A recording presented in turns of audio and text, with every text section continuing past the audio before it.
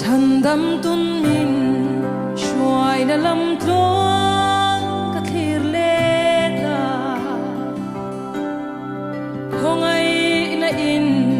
min chan dama khongai na in min nun sak chi khongai na in min en kul chi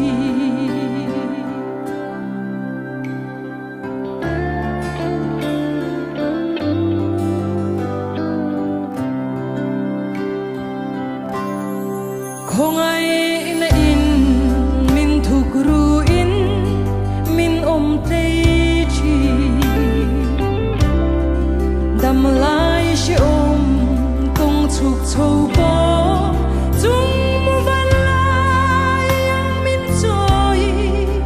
thale ra po bi na min sia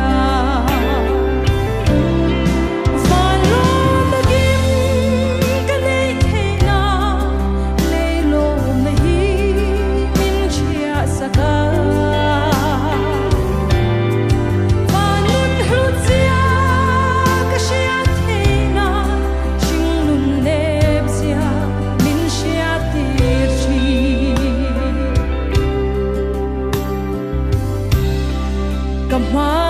hian fia na tin re aron tira ama vegin min he saka